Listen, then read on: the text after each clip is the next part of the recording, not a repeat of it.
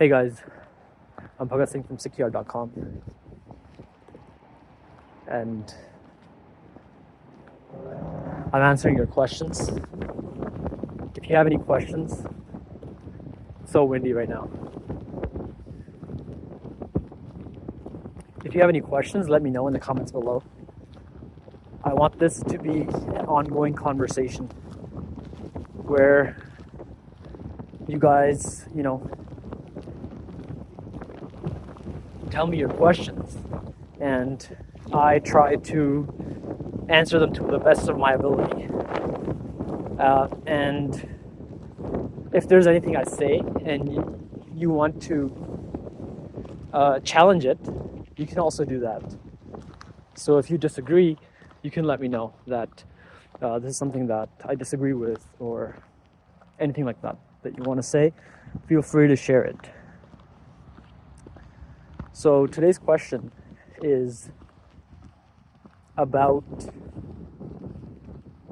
diet and how to best eat for Sarbat Da Bhala or Sarbat Da Bhala,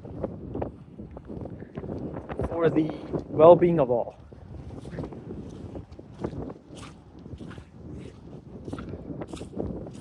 The weather is not the best today. Actually, I was planning on coming out earlier, but by the time I came out, the weather just worsened. So I brought an umbrella in case it rained, but it looks like it's not gonna rain. It's just gonna snow, which is just fine. So how to best eat while considering the well-being of all. And then there's some other things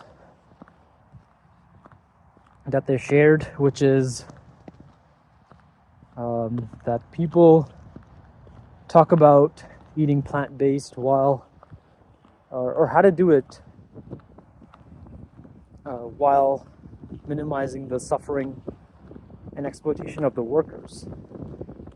And they said, like, people talk about plant-based diets, or they claim certain diet is superior, all the while disregarding the exploitation of certain workers that are in the process of making that food.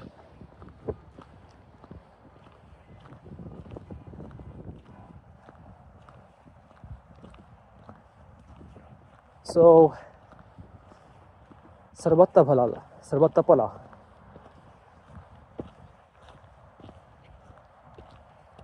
How do we bring about the well-being of everyone?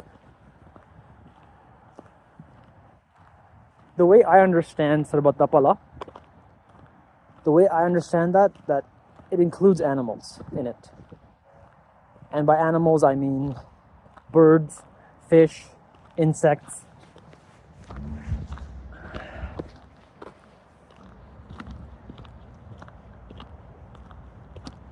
Birds, fish, insect, land mammals.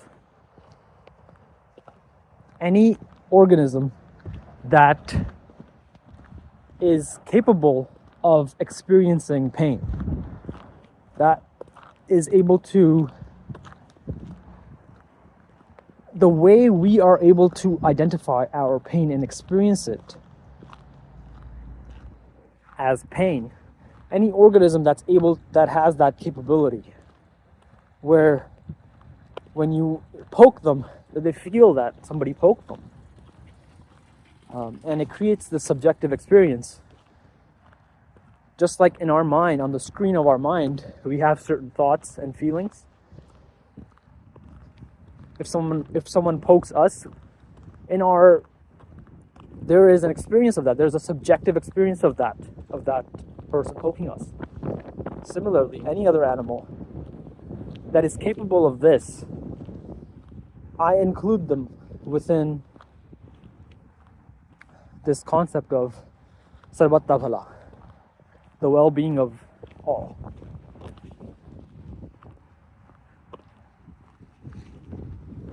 So simultaneously, any organism that doesn't fit that requirement, that criteria, they are lower on the hierarchy of consideration. When we're talking about well-being of all, they would be lower. Now, that doesn't mean that they're entirely not considered.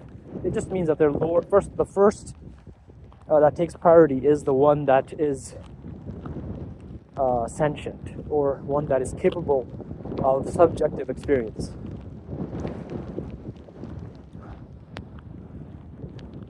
And again, what that means is that there is an awareness there that is capable of experiencing things like pain. So it doesn't have anything to do with intelligence or anything like that. It has to do with the basic level of awareness of pain. If they're able to experience it, we say this organism is sentient. Now, this idea of well-being of all also does not exclude things that are not sentient. It does not exclude them. That's what I mean. It does not exclude things that are not sentient. So it does not exclude, for example, the environment, mountains, rivers. Does not exclude that.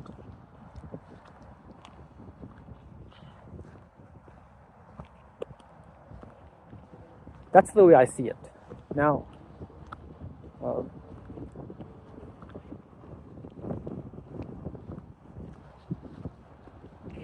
how to best eat to bring the well-being of all. How to best eat.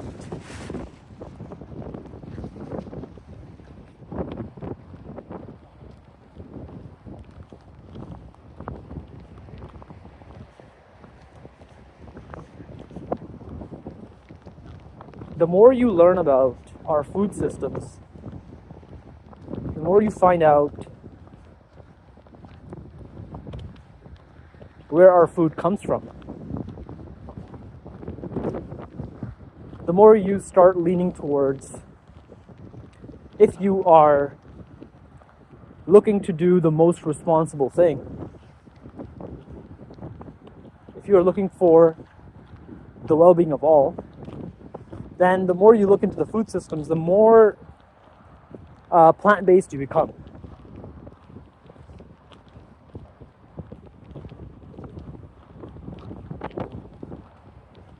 The more you see it as an obligation, the more you see it as your responsibility in this world.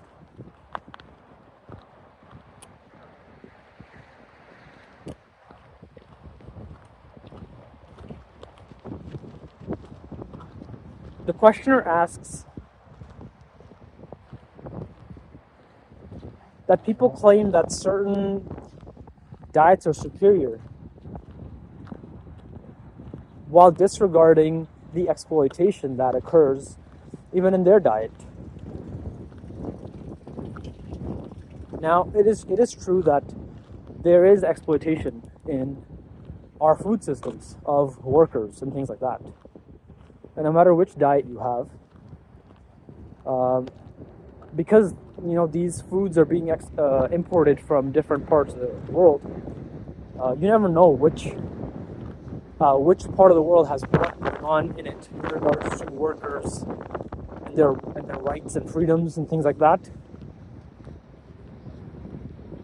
You never know how they're being exploited. So no matter which diet you follow, you have to be careful. You have to be you have to look into it. Like, what is actually going on? What is actually going on beyond my plate?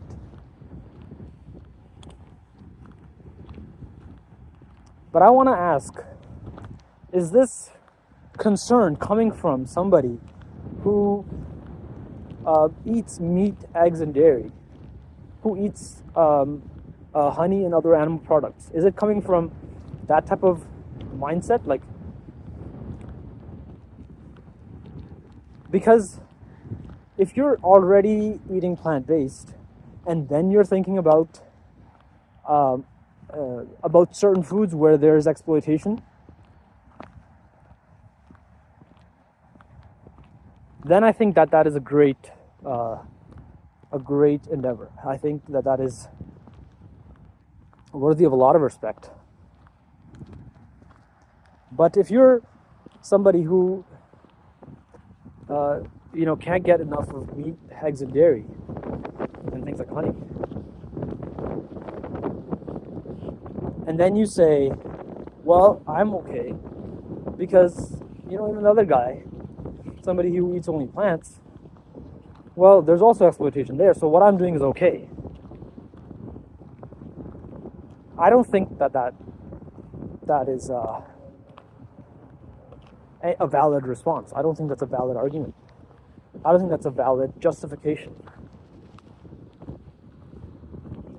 I think that if you are pointing to others and saying, look, you're still killing insects and things like that to grow your crops, meanwhile you're eating meat, eggs, and dairy, which require like about 10 times the amount of crops per calorie. I don't think you have a leg to stand on. So this question, I didn't ask the person who asked, but this question needs to be asked to the questioner. That how are you approaching it? Are you somebody who is eating plants only, and then you're saying, there's exploitation and things like that we need to work on? Or are you willingly participating in exploitation while pointing out or trying to point out the hypocrisy of others? Because there's a difference there.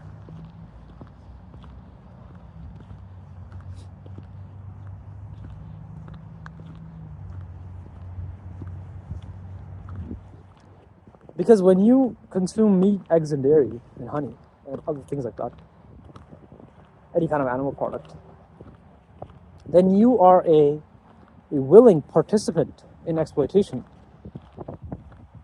right?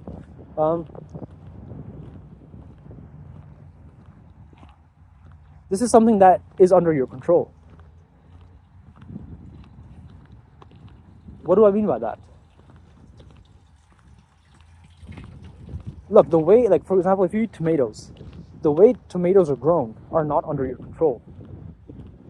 If you eat an apple, the way that those are grown is not under your control. If you find that there is exploitation there are some things you can do. There's some things you can do for sure. You can try to avoid some of the things.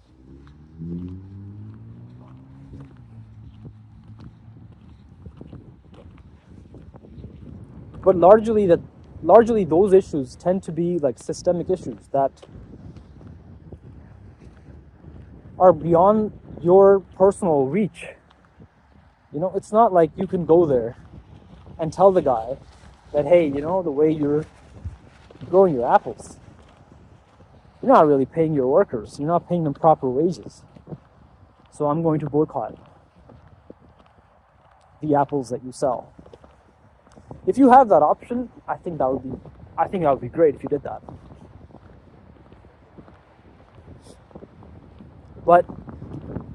And I think in certain parts of the world, you probably do have that option, because the apple grower, the apple farmer, is probably your neighbor.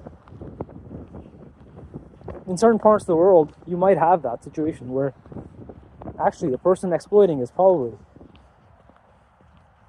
your neighbor, or you know about it, and you could do something about it. But I think in the West, in the Western countries, because we're buying our food from things like the grocery store, we don't actually, we're not able to actually see that. Who is the supplier, where is it coming from, and things like that. It's a harder thing to trace it, basically.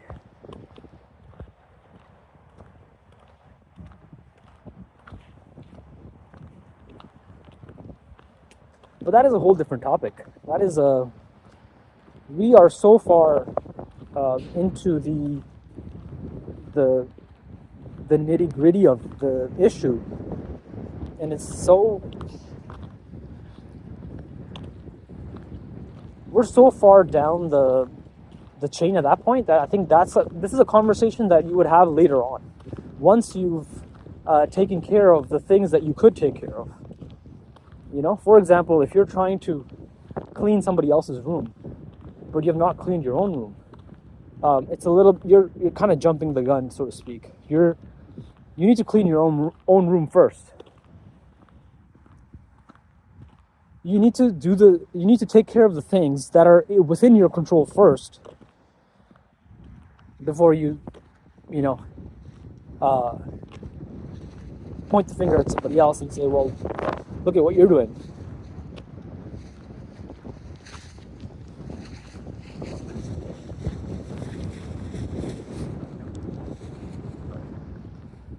So that's one aspect of it.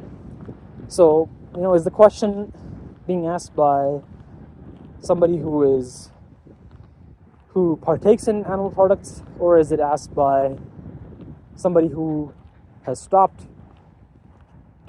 partaking in animal products? That matters, because the person who has stopped, what they have said is, look, I already took care of my room. I already took care of the things that were within my reach, and I've stopped those. And we need to work on the larger, the behind the scenes, so to speak, of food production, and we need to talk about that, and we need to improve that. But we are so far away from that type of conversation right now because of the prevalence of animal product consumption.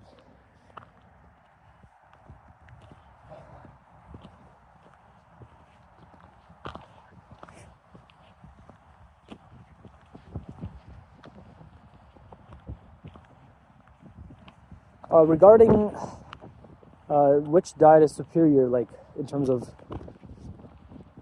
people claim that certain diets are superior while disregarding other expectations. I mean, if you compare like exploitation in a meat-based diet and like an animal-based diet and a plant-based diet, even like a vegetarian diet versus a totally plant-based diet, there's more exploitation in the animal-based diet. So if we're just talking about exploitation, if we're just saying, which diet results in the least amount of exploitation, then that would be the plant-based diet. So if that's our metric, if that's our criteria, then it would be superior.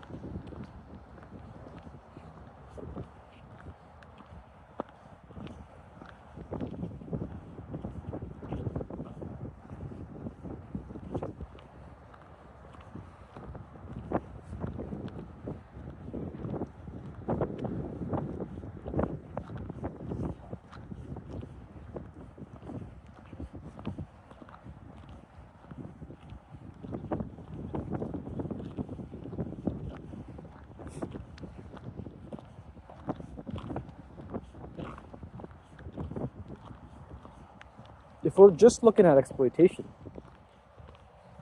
because if you think about it, the animals that we farm, they require feed, and that feed also comes from crops. We specifically grow crops to feed those animals. So if the issue is that there is exploitation in certain types of agriculture, like crop farming, if there's exploitation there in crop farming, that exists in both diets, in all kinds of diets that require crops.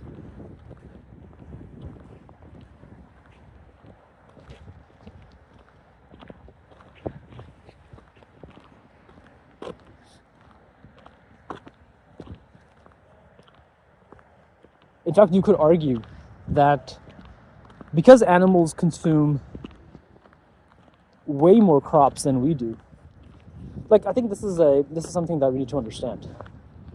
When we raise an animal to eat the animal, we need to spend, it's something like 10 times the energy. I don't know the exact numbers, so you need to look it up. But the farmer, or as this whole system, the way the system works is you need to spend 10 times the energy to raise the animal first. Like, they need to eat quite a large amount of crops before they grow up and are killed.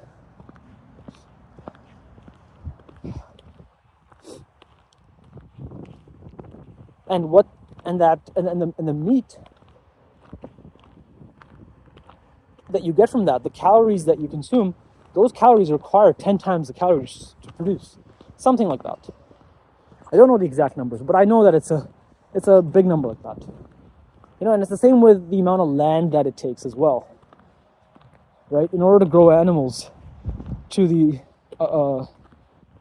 suitable size for killing, you require a large amount of land. So in terms of efficiency, if our criteria was, input versus output type of efficiency, then the plant-based diet comes out ahead because it's way more efficient. You get a lot of output. You get a lot of edible, healthy crops with less input compared to the animal-based diet, where it requires approximately 8 to 10 times the input. And by input, we mean resources, we mean land, right? All kinds of things. I don't have the exact stats on hand, but this is something that you can easily look up.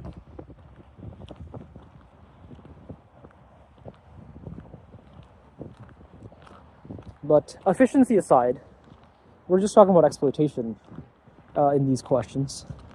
In terms of exploitation, it's clear. Because if you say there's exploitation in terms of organizations exploiting like farmers, or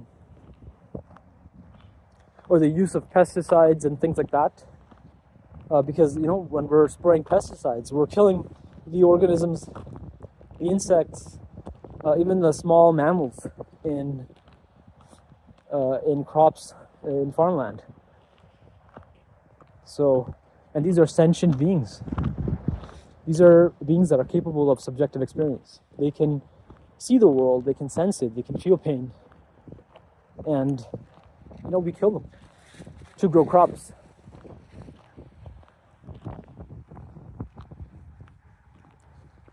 So we do need to be mindful of that. And at some point, we would need to tackle those questions as well. We would need to tackle the... At one point, and this would have to be... This is next in line after the first issue, which is that we need to switch to plant-based first. And then comes in, okay, how do we improve our plant-based food systems? That would be the second issue that we would need to work on. But I think the first one, which is the one that is within everyone's reach, that's the one that I think that people kind of skip out on, and they kind of move straight into, well, all diets have issues. All diets have some kind of exploitation and death and things like that.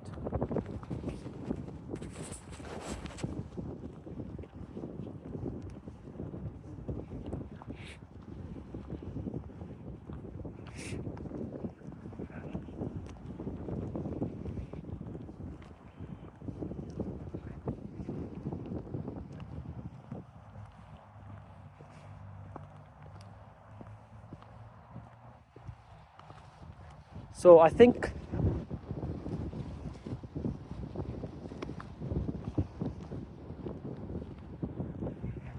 so the third question was regarding, how do we be respectful?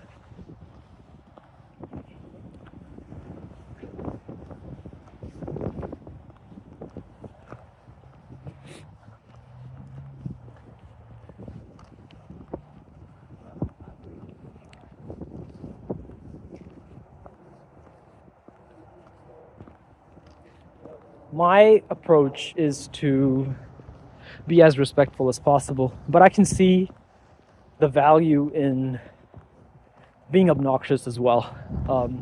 Sometimes there's some people that you kind of need to shake them and wake them up.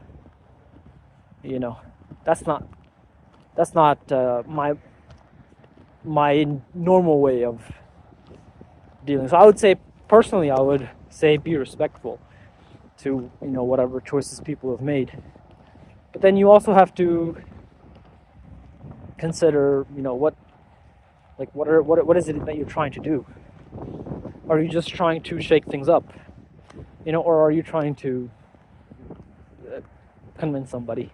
And how do you best do that? I don't know. Different things work for different people.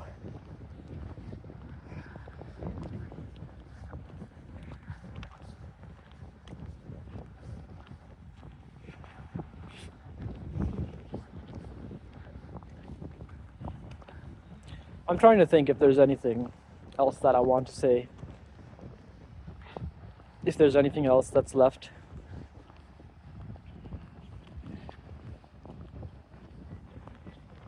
This is not a video about why plant-based diet is better for Sarbat Da Bhala, the well-being of all. Although we did go into that a little bit. Maybe that's something that we could go into more detail, perhaps in future videos.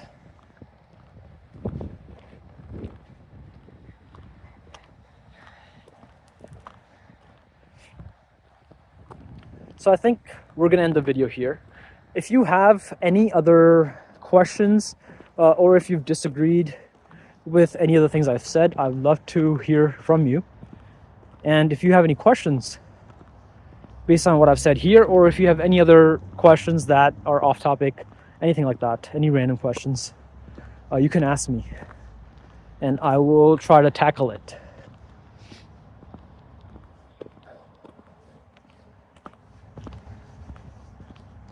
All right, guys, I'll see you later.